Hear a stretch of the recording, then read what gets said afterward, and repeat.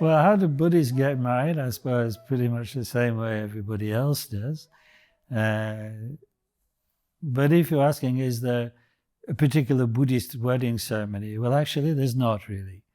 I mean, there's some things people imagine of Buddhist wedding ceremonies, but in the Buddhist tradition from the get-go, there's not been a kind of sacramental idea of marriage, as in Catholic Christianity, in which, of course, as you know, it's said that God ordained marriage, and therefore the priest is able to kind of perform marriage in accord with God's intention, and then this is a kind of religious sacrament with a spiritual blessing and spiritual commitment.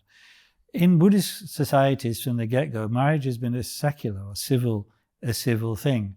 So different Buddhist societies kind of have different kind of ceremonies in which this may be encased. And even though, so it could be that a lama turns up and gives a blessing, or in Theravada countries, monks give blessings for such things. That's not really part of it. There's no kind of sacramental event there, and neither is there any vow made in the presence of God, let alone the Buddha, which is the kind of the Western kind of approach to marriage. No, the marriage isn't very important. The partnership between a man and a woman, out of which children may well come, is of course tremendously important. That's why in Buddhist traditions we put so much stress on gratitude to our parents and so on for what they've shared with us. And so it's not that Buddhists have a kind of casual or kind of promiscuous attitude to marriage. Marriage is serious.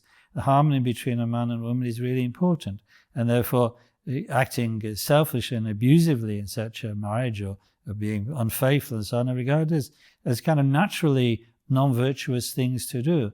So marriage is a serious thing, and one should therefore take it like that. But at the same time, it's important to acknowledge that it really is a civil thing, and it's really arising as a kind of human thing, rather than, as I say, ordained by God. So how should we, as Buddhists, look at marriage?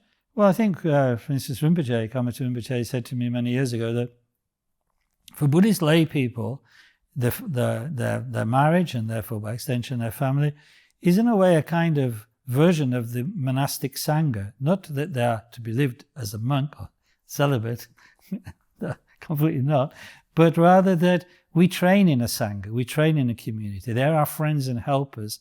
They train us to become better people, to practice the Buddhist virtues, follow the path. And so we should regard our family in that way.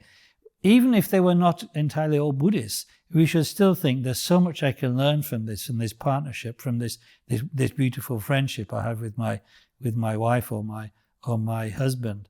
And so don't regard it, although, as I say, the ceremony is secular and so on, it can become transformed into a part of one's spiritual life. And in fact, if one doesn't integrate it with one's spiritual life, I think that's a disaster. That's a real sadness, a real lost opportunity.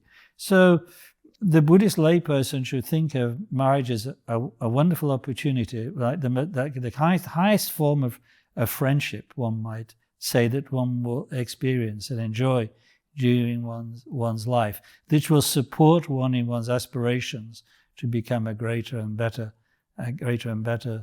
person.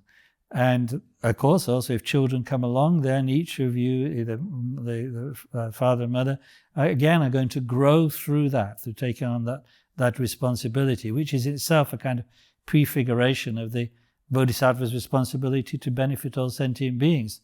So I think that's particularly from a Mahayana point of view, marriage is a wonderful opportunity.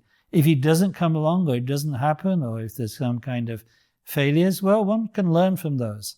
One shouldn't, as it were, think that one is kind of grievously wrong or made a grievous sin or something like that. Sometimes things just don't kind of work out, and one has to acknowledge that. But if marriage works, that's really great, and you should see it as a support for your Dharma practice. Because one thing to say is that although in Dharma Of course, there's two forms of lifestyle, one might say, the celibate, the monastic one, the renunciate one. Alongside that, there is the lay one, the lifestyle of the householder, the married man and woman. And that's been the case since the beginning of Buddhist history.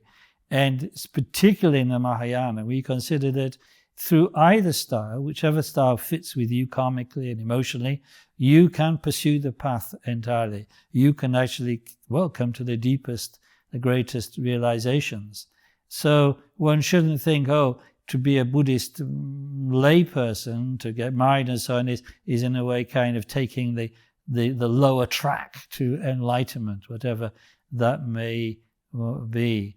Not at all. Different people have different karmas, different kind of personal strengths and weaknesses, and one should find the Buddhist lifestyle that suits one best. And if marriage is good for you, then really see it as a Buddhist practice. That's what I would say.